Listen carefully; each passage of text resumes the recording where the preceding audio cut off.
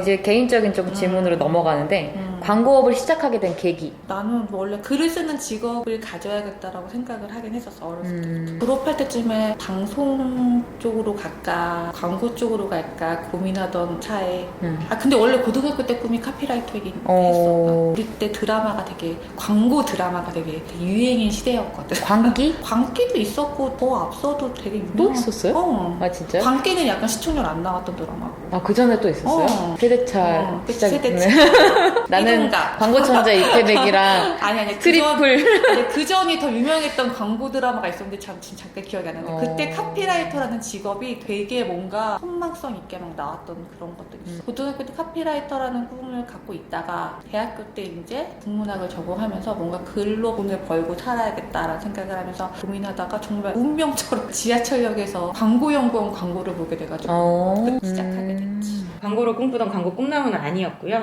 원래는 영화를 하려고 영화사에 들어갔다가 박봉과 제가 처음 받았던 월급이 90만 원인데 주말도 없이 일하는데 택시비랑 월세를 내고 나면 남는 돈이 하나도 없는 거예요. 정말 마이너스가 안 나면 다행히.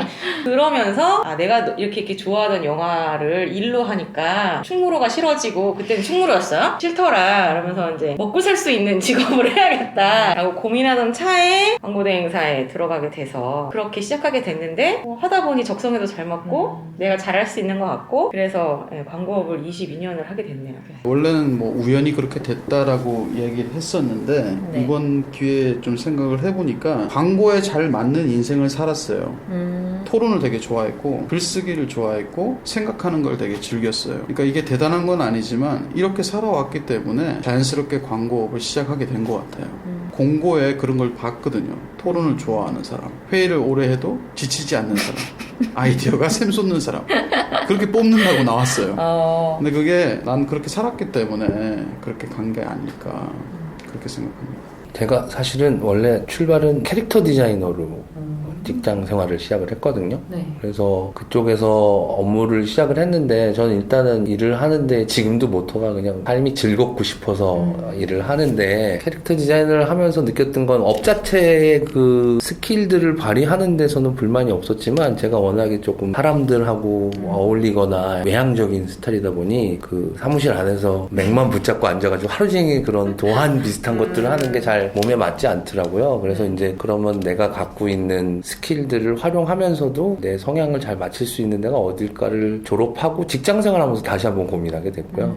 그래서 그 당시가 저는 IF 때라서 신입사원들을 되게 뽑지 않고 있던 광고 대행사 쪽에 우연히 편집팀이라고 하는 쪽에 자리가 나서 그쪽에 오퍼레이터로 일단 처음에 들어왔었어요. 그래서 그때는 사람을 뽑지 않던 시대다 보니까 계속 아까 말한 대로 이직할 수 있는 기회가 있었고, 그 안에서 이제 제가 로테이션을 하고 한 거라서 솔직히 얘기하면 이제 광고가 대학교 때부터 막 꿈이 이랬다기보다 내가 좋아하는 이 일들을 찾아다니다 보니까 여기가 왔고, 기본적으로 여기가 정말 많은 사람들을 만나서 조율을 하고 협업을 하고, 그것들이 또 잘 오사말이라고 해도 되나? 하셔도 돼요.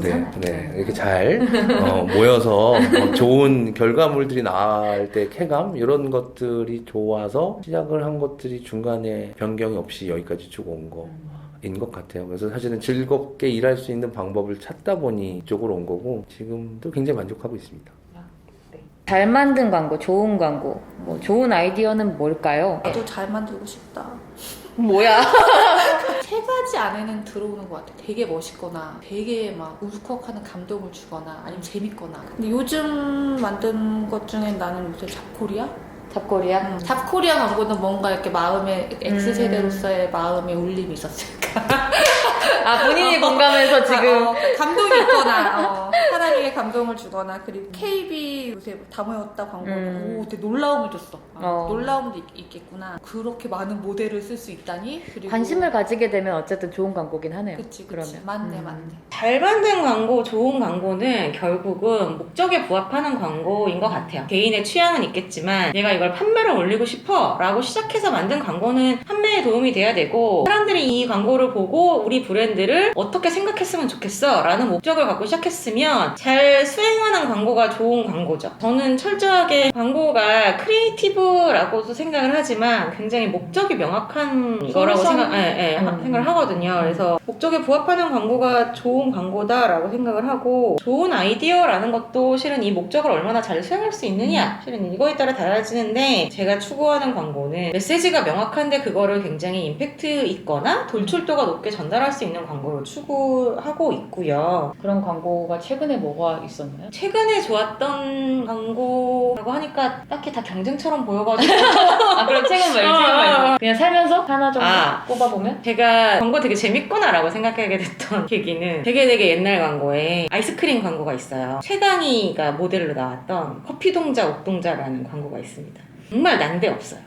최강희가 선생님으로 나오고 애들이 이렇게 교무실에 불려와서 네가 주동자지? 아니 저는 커피동자입니다. 막 이러면서 애들이 막 이렇게 이상하게 춤을 춰요. 막 이렇게. 그럼 너야? 아니 저는 옥동자인데요. 이러면서 춤을 춰요.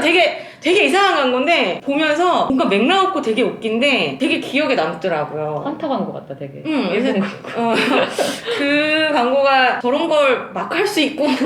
그때는 어린 마음에 그렇게 생각을 해서 그 광고 되게 좋아한다라고 얘기했던 거고, 좋은 광고라고 하면 누가 맨날 이제 어떤 광고가 좋은 광고라고 생각하세요? 그러면 되게 이제 이 세상에 되게 멋있는 광고들 많잖아요. 저는 예전 옥시크림 광고가 굉장히 좋은 광고라고 생각한다고 대답을 많이 했었어요. 그게 뭐였냐면 빨래끝.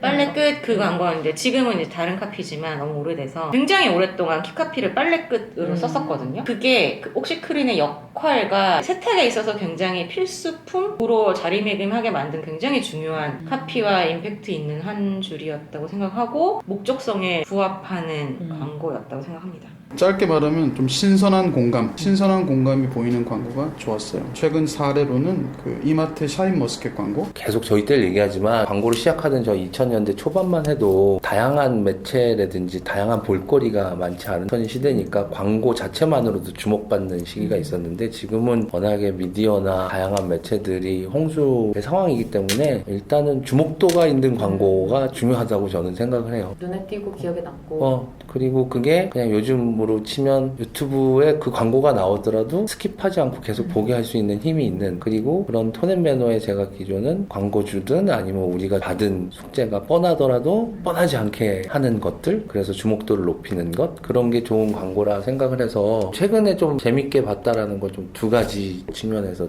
다른 광고가 있었는데, 하나는 자코리아가 코리아에게 저는 그거를 보면서 되게 이렇게 찡하게 봤거든요. 특히나 저는 이제 70년대생에 너는 X세대였잖아. 이 세상 위에 네가 있고. 노래를 딱 듣는데 오히려 제가 다른 얼투편들을 찾아서 보면서 참 잘 만들었고 자극적이지 않더라도 올해 되게 좋았던 좀 감성적인 광고였고, 다른 사람들이 많이 봤을지 모르겠는데 요플레 토핑이라는 광고가 있어요. 껍데기. 껍데기가 별로야. 근데 저도 저관여 쪽의 제품들 광고들을 하다 보면 제품 쪽을 만들어내는 데 있어서 광고주, 클라이언트 안에서의 또 다양한 알력들도 있을 거고 그렇잖아요. 근데 패키지를 스스로 깔 수 있다라는 그런 용기. 좀 놀랐어. 그리고 그걸 광고주가 샀다라는 거. 그리고 저는 그 광고 보고 나서 처음에 드는 생각이, 여기 디자이너는 어떤 느낌이냐. 그래서 막 찾다 보니까 정말로 너무 뒤쪽에 작업들도 잘 했던 게, 인스타나 이런 쪽을 찾아보니까 요플레 토핑 디자이너라는 채널을 하나 따로 파가지고 거기에 그 친구의 심정인 것처럼 또 다 이쪽에 넥스트 스텝들도 아주 굉장히 잘 설계된 짜임새가 있는 광고였더라고요. 그래서 그 모델, 그리고 그런 카피, 그리고 제가 봤을 때는 절대 저비용이 아닌 이 정도 비용을 들여서 이런 것들을 할 수 있다라는 부분에서 이제 최근에 봤던 것 중에서 재밌게 봤던 광고였고, 그래서 스튜디오 좆이라는 애들 쪽에 광고들 굉장히 좋아하고 있습니다. 네네네. 광고 제작자로서 꾸준히 하시는 노력이 있나요? 트렌드를 뭔가 놓치지 않는다든지 글을 뭐 여러 번 쓴다든지. 최신의 것을 알고자 하는 노력은 하긴 하는데 잘 못하는 것 같아요. 근데 나는 우리 광고회사 사람들이 다 그 동년배에 비해서 트렌드를 많이 알고 있는 것 같긴 해요. 약간 필수적으로 알아야 되니까 그래도 동년배보단 많이 안다? 이제 동년배보다는 많이 아는데 또 내가 애들하고 얘기하면서 난 피식대학을 몰랐거든. 아 진짜? 피식대학 아이디어를 갖고 오면 피식대학을 가야 되고 그치. 알아야지 아이디어를 살 수 있으니까 그런 노력을 하는 것 같아. 그냥 이제 모른다 얘기보다는 좀 더 알아보려고 하고. 그치. 그런 것도 많이 뭐 현대카드 다이브 같은 것도. 힙한 뭔가 그런 뭔가 문화? 트렌드 알려주는 그런 것들도 많이 구독하고 그런 것도 보고 책도 많이 보고 싶어. 보고 싶어 하고는 안 본다는 뜻이. 눈치 챙겨. 이게 점점 위로 올라갈수록 커뮤니케이션이 되게 중요해져서 광고주가 뭘 원하는지, 지금 시대에 뭘 하지 말아야 되고 뭘 해야 되는지에 대한 눈치가 되게 중요해진다고 생각을 해요. 이게 트렌드일 수도 있는데 그냥 마냥 트렌드를 따라가는 게 아니라 이 트렌드를 어떻게 지금 니즈에 부합하게 적용할 수 있는가에 대한 고민들을 좀 해야 된다. 광고주 사이드나 이런 시대의 분위기를 좀 잘 읽어야 된다라는 생각이 들고요. 저는 점점 나이가 들어가고 아까도 얘기한 광고들도 다 옛날 광고들을 이렇게 얘기하지만 시대의 트렌드는 놓치지 말아야 되니까 트위터를 열심히 합니다. 유튜브도 많이 보시는 네, 것 유튜브도 같아요. 열심히 보고 트위터도 열심히 하는데 열심히 쓰진 않아요. 제가 글을 막 올리는 건 아니고 지켜보는 거죠. 네, 트위터가 재밌는 건 뭐냐면 가공되지 않은 정말 날것의 생반응들이 나오고 트렌드가 가장 먼저 시작되는 곳 같아요. 조금 덕후 성향들이 많이 모여 있어서 그런지, 그런 세대들이 많이 모여 있어서 그런지 약간 그런 느낌이 들어서 정치적 이슈나 여전히 사회적 이슈에 제일 민감하게 반응하는 것도 트위터고, 어떤 트렌드가 생기면 그게 촉발돼서 올라오는데도 트위터고, 그거를 페북이 퍼가고 인스타가 퍼가고 약간 이런 형태가 보이더라고요. 트위터를 열심히 합니다. 제일 중요한 게 쉽게 포기하지 않는 노력. 아이디어를 내든지 문제를 해결하든지 할 때 네. 힘든 순간이 있는데 그런 순간에서 포기하지 않으려는 노력을 합니다. 나이는 들어도 뭐 철은 안 들려고 하는 게 기본적인 생각인데 어쩔 수 없이 나이는 들어가고, 그렇지만 우리 쪽 일들이 그런 얘기 많이 하잖아요. 철 들면 안 된다고 얘기하는데 그 부분들 유지하려고 굉장히 노력을 하고, 그 부분들을 어떤 식으로 그냥 맘만 먹어서 되는 건 아니니까 기본적으로 그런 친구들이 많이 모이는 공간들이나 이런 데들도 많이 가서 보려고 하고요. 그리고 그들이 즐기는 컨텐츠라든지 이런 것들도 끊임없이 가서 보는 것들이 정답일지 아닐지 모르겠지만 계속 새로운 거와 요즘의 트렌드들을 계속 찾아보는 것들이 아까 얘기한 부분들을 조금 상쇄시킬 수 있지 않을까 혼자 생각하면서 네. 진행을 하고 있습니다. 아이디어는 보통 어디서 얻으시는지 그건 어디서 얻냐 아이디어. 저한테 물어보시면 어떡해요? 그때그때 다르긴 하니까. 여러분들이 너무 많으니까 책에서 얻을 때도 있고, 핸드폰 보다가 얻을 때도 있고, 드라마 보다가 얻을 때도 있고, 사람하고 얘기하면서 얻을 때도 있고. 가만히 있으면 나오진 않는 것 같아요. 아이디어는. 너무 되게 많은 루트를 통해서 딱 그 생각을 계속 하고 있으면은 이게 딱 이거다 할 때가 있잖아. 생각을 하고 있는 게 중요한 것 같아. 본인이 사고를 어떤 식으로 하느냐에 따라 다를 것 같은데, 시각적인 데서 아이디어를 얻는 사람도 있지만 저는 아무래도 카피라이터다 보니까 그래서 많이 오는 것 같아요. 소설책일 때도 있고 잡지일 때도 있고 만화일 때도 있고, 뭔가를 읽으면서 파생되는 생각들이 아이디어에 단초가 되는 경우가 많았던 것 같습니다. 아이디어를 내는 시간에서 얻어요. 그래서 아이디어를 내는 시간이 많아야 합니다. 아이디어는 전통적인 매체라고 하는 뭐 잡지나 책이나 이런 데를 많이 보았었고요. 그런 데서 뭔가 모티브나 이런 것들을 찾으려고 노력도 했었는데, 요즘은 제가 아까 말했듯이 주목도라든지 이런 부분에 있어서 저희가 옛날처럼 15초 광고를 하기만 하는 시대는 아니잖아요. 그러다 보니 트렌드가 집약되어 있는 게 요새는 거꾸로 유튜브 아닌가 이런 생각들을 하다 보니까 뭐 인스타든 유튜브든 이런 데들을 굉장히 많은 시간을 할애해서 들여다보고 있어요. 거기서 새롭게 나오는 트렌드나 이런 것들도 제가 계속 찾아다닐수록 그 알고리즘에서 새로운 추천들이 뜨고 이러니까 그 부분들은 열심히 보고 있고, 거기서 실제로 많은 소재들이라든지 이런 것들을 찾아내는 경우도 있어서 계속 주시해서 보고 있죠. 광고 산업의 미래는 뭐 긍정적일까요? 뭐 이런 10년 전부터 계속 광고는 사양사업이라고 그랬거든. 근데 10년이 지난 지금도 계속 사양사업이라고 말하고 있지만 사양사업은 아니잖아. 계속 이렇게 가지 않을까?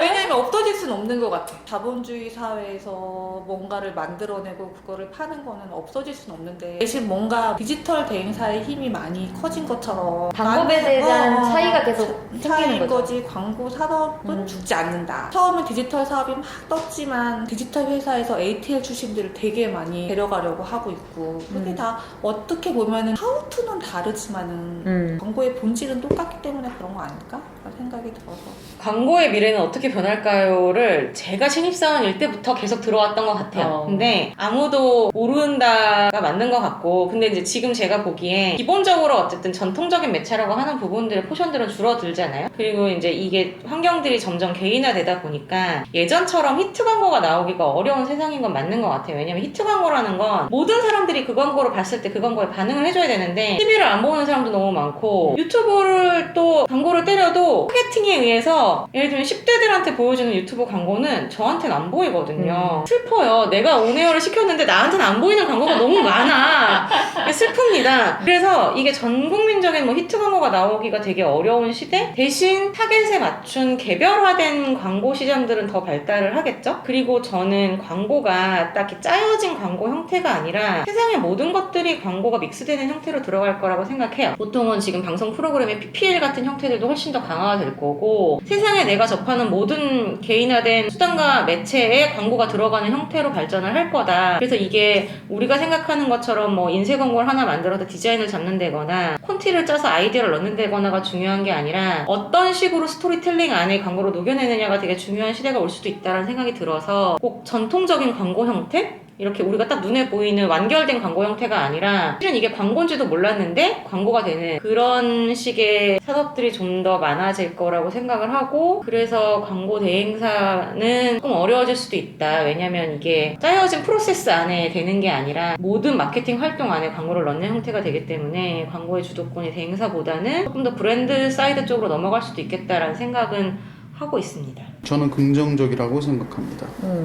왜냐하면 광고는 사람과의 커뮤니케이션이기 때문에 그것은 시대가 바뀌어도 계속 돼야 되고 변하지 않는 거죠. 근데 사람이 바뀌는 것만큼 광고가 바뀌기 때문에 시대의 흐름에 따라 사람들이 좋아하는 것들이 바뀌고 화법도 바뀌고 광고도 아마 바뀔 겁니다. 근데 변하지 않는 것은 광고는 계속 전망이 좋다는 거죠. 형태는 바뀌어도 광고는 지속된다. 네. 그런. 왜냐하면 우리가 메타버스 시대를 가더라도 그쵸. 거기서 사람들이 좋아할 게 뭔지 계속 끊임없이 사람들의 심리를 탐구하고 어떻게 소통하는 게 좋을 건지 연구해야 되기 때문에 그 연구는 아마 광고업계 사람들이 가장 많이 할 거예요. 광고는 안 망할 거라고 얘기하는 사람들 의견에 동의하는데 저희가 말하는 대행사라든지 종대사라든지 이런 데 형태가 엄청나게 변할 것 같아요. 사실은 지금 1, 2년 사이에도 그쵸. 엄청나게 많은 형태의 다양한 대행사 또는 제작사들이 생기고 있잖아요. 그런 부분에 있어서 저희가 옛날처럼 종합대행사 뭐 아니면 인하우스 에이전시 뭐 이런 쪽에 굉장한 또는 뭐 가고 싶다 대기업이니까 이런 마음은 굳이 이제 필요한 시대가 올까? 심지어 저는 대행사에서 제작 부서가 없어지거나 외국처럼 진짜로 CD나 이런 사람 한두 명만 남아서 다 바깥쪽하고 협업하는 시대가 오지 않을까? 라는 생각도 하거든요. 심지어 뭐 제가 입사하던 해에는 회사 안에 PD도 있었고 그쵸. 오디오 PD도 있었고 맞아요. 캘리그라프 쓰는 사람 뭐 CI 부서 이런 부서가 다 안에 있었거든요. 네, 그랬는데 지금은 다 나가 있잖아요, 몽땅. 그래서 조금 더 해체화는 계속 될 것 같고, 그리고 광고가 추구하는 목적들이라는 것들은 유사하겠지만, 그 형태들은 어떻게 바뀔지 정말 예상이 안 될 정도로 똑같은 우리가 보면 장초수의 영화라는 건 툴이 바뀌지 않지만 이 광고 정말 다른 얘기잖아요. 그래서 그건 가늠하기 힘들다, 정말로. 회사하고 싶었던 적이 있나요? 그리고 그걸 극복할 수 있는 원동력. 나는 빚이라고 말하고 싶어. 어른이다. 빚, 딸, 어른이야. 딸.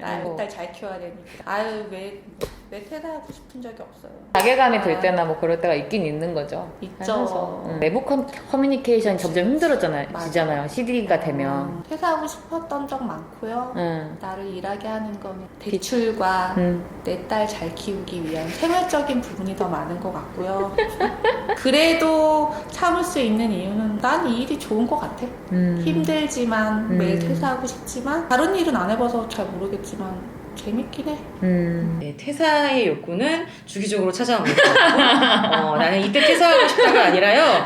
여러분 퇴사의 욕구는 주기적으로 찾아와요. 그거를 관리하면서 아, 또 이 시기가 왔구나. 잘 넘겨야지 하고 넘기면 길게 직장 생활을 할 수 있는 거고요. 저는 굉장히 회사를 많이 옮겼어요. 퇴사를 굉장히 많이 하고 입사도 되게 많이 한 케이스인 거죠. 퇴사의 이유도 되게 여러 가지였는데 일단 아까 처음 얘기했던 것처럼 영화사에서 퇴사할 때는 먹고 살 수가 없어서 이걸로 이렇게 퇴사를 했고 그 다음에는 회사가 뭐 없어진 적도 있어요. 사업을 전부 접어서 없어진 뭐 이렇게 옮긴 적도 있고 그 다음에 한 번은 개인적인 리프레시를 가지고자 퇴사를 하고 여행을 다녀온 적도 있습니다. 한 1년 정도. 그리고 사람을 못 견뎌서 퇴사한 적도 있고 여러 번 퇴사와 입사를 반복했던 사람인 건데 지금 이 회사에서는 제가 이제 10년이 됐거든요. 길게 다닐 수 있는 비결. 회사를 여러 번 옮기다 보면 어디나 다 사람 사는 데고 어디나 어려운 일이 있다라는 약간 현타가 와요.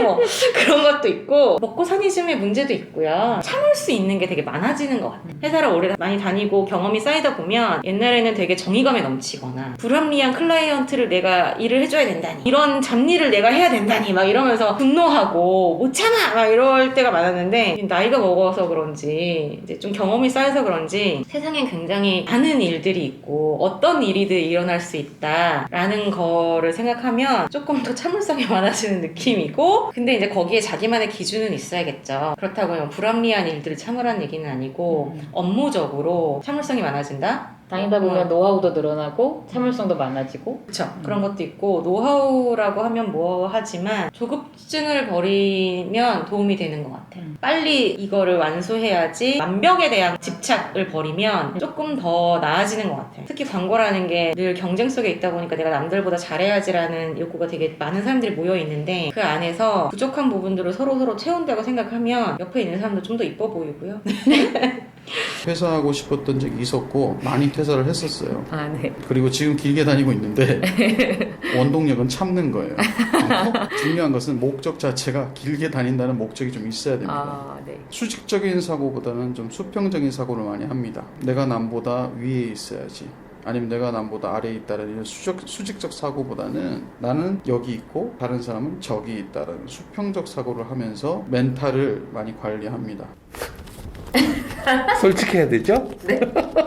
수시로 자주 근데 다 그렇게 대답하셨어요. 매우 자주 울컥울컥 모든 거는 사실은 일 때문이 아니라 사람 때문에 그건 같이 일하고 있는 동료일 수도 있고 내가 모시고 있는 상사일 수도 있고 때로는 광고주일 수도 있고 하지만 사람 때문에 힘들었던 게 제일 컸던 것 같고요. 제가 좋아하는 게 이건데 나가서 다른 걸 하면 더 즐거울까를 생각해보면 어디를 가도 사람 때문에 오는 스트레스는 똑같을 거고 그렇다면 즐거운 일을 하면서 동일한 조건의 스트레스가 같다면 즐거운 일을 하는 게 맞겠다라는 생각들을 했기 때문에 지금 계속 일을 하고 있는 것 같고요. 그리고 길게 다닐 수 있는 비결은 뭐 사실은 즐겁지 않으면 이 일 어떻게 해요? 맨날 밤새고 주말 나오고 야근도 많이 하고 PT 때문에 몇 주 동안 쉬지는 못하고 해도 여기 있는 건 즐겁고 재밌어서 있는 거잖아요. 그러니까 저는 여기서 재미없으면 안 해야 된다고 생각해요.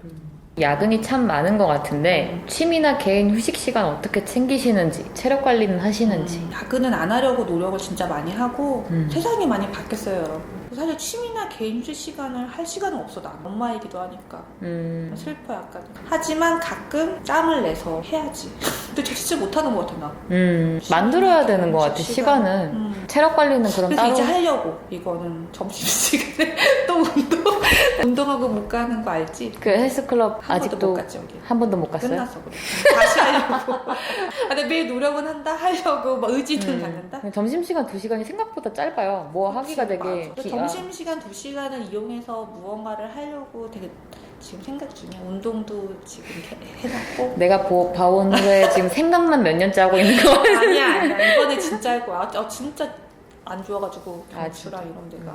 예전에 비하면 야근이 많이 준 것 같아요. 지금 52시간 제도 이후에 광고 대행사도 야근이 많이 예전보단 줄었습니다. 하지만 브이로그 구독자님들은 올해 초에 미친 듯한 5월의 일정을 보셨기 때문에 그 야근을 필수적으로 해야 되는 시기가 있어요. 네. 있으면 그때는 실은 취미나 개인 휴식 시간들이 없는 거죠. 자기 바쁘니까. 근데 그 이외의 시간에는 좋아하는 것들을 최대한 챙기면서 하려고 하고 퇴근을 7시를 넘기지 않으려고 노력을 하고 노력하는 것밖에 없는 것 같고 체력 관리를 솔직히 저는 잘 못하고 있긴 한데 약이라든가 뭐 그런. 네, 뭐 비타민 B와 C 필수적으로 챙겨 먹고요. 가끔 홍삼도 먹고 네. 주말에는 어떻게든 운동은 한 번은 하려고 하고 이렇게 하고 있습니다. 예, 일단 야근을 많이 줄여야 하고 그러려면 아이디어를 빨리 내야 하고 아이디어를 빨리 내려면 그렇죠.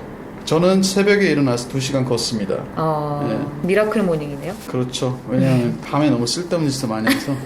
주 52시간 발휘 이후로 그 전보단 조금 시간이 개인적으로는 생긴 것 같아요. 그 전보단. 그래도 한 달에 한두 번은 쉬냐 마냐 하던 시대에서 지금은 그래도 PT가 아니면 웬만하면 주말에 쉬려는 게 저희들의 취지이고 목적이니까 그건 하고 있고, 취미나 개인 휴식 시간은 저는 일단 주말에 절대 집에 안 있어요. 평상시 사무실에 있는 시간이 실내에 있는 시간이 너무 많다 보니까 저도 나중에 알게 된 건데, 요 코로나 때문에 제가 주말에 어딜 못 나가니까 엄청나게 스트레스를 받더라고요. 이게 원인이 뭔지 혼자 생각해봤는데 그건 다른 게 아니라 그냥 어디를 주말에 저는 이렇게 몸이 쉬는 게 중요한 게 아니라 밖에 나가서 몸이 피곤하더라도 뭔가 바깥바람도 하고, 저는 이제 여행 다니는 것도 좋아하고 그러니까, 그리고 저는 약간 예기치 않은 여행들 좋아하거든요. 그냥 이렇게 목적지 없이 떠나요. 터미널 가서 2시간 내에 갈 수 있는 목적지 표 하나 아무나 주세요라든지 그런 식으로 그냥 예기치 않은 여행들이나 그런 것들 되게 좋아하고, 나가서도 자연을 보는 것도 좋아하고 뭐 공연 보러 다니는 것도 좋아하고, 그래서 굉장히 주말엔 일단 집안에 안 있는 거를 철치 가까이